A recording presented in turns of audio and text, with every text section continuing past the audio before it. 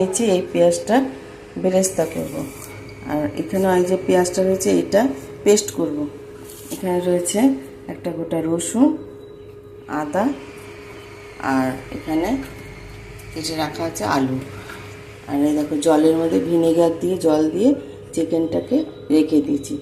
পিসগুলো দেখো এরকম বড় বড় করেছে।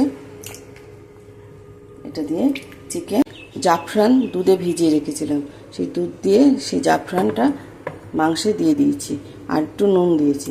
এবার এখান থেকে 2 চামচের মতন দই দিয়ে দেব।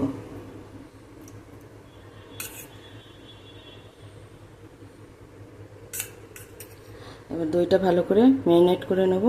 আর এই যে দইটা রাখলাম এটা মাংস কষানোর সময় এর মধ্যে এদিকে দেখো গরম মশলা ফোড়ন দিয়ে, গোটা গরম মশলা ফোড়ন দিয়ে আলুটা ভাজা শুরু করে দিয়েছি।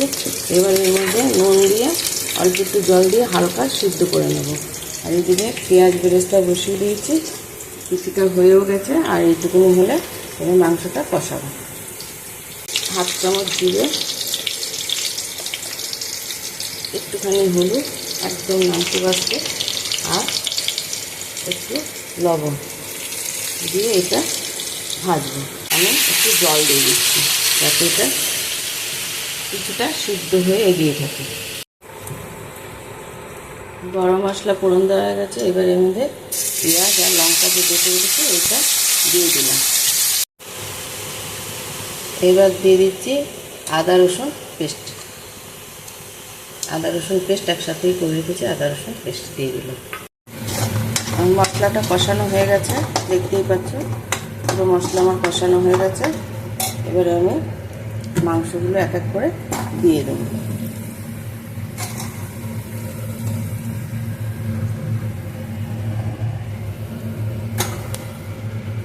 এক হাতা কেওড়া জলটা দিয়ে দিলাম।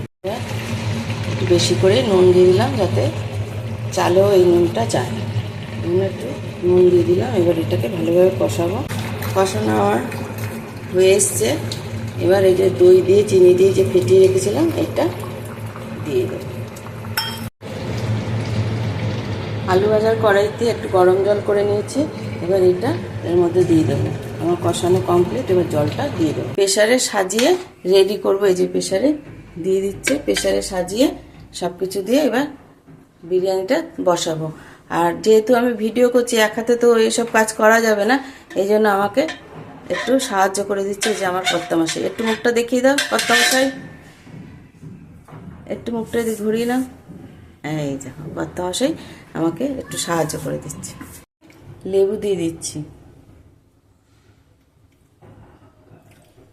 তারপরে আলু আর পেঁয়াজ বেরেস্তা দিয়ে চালটা সাজাবো।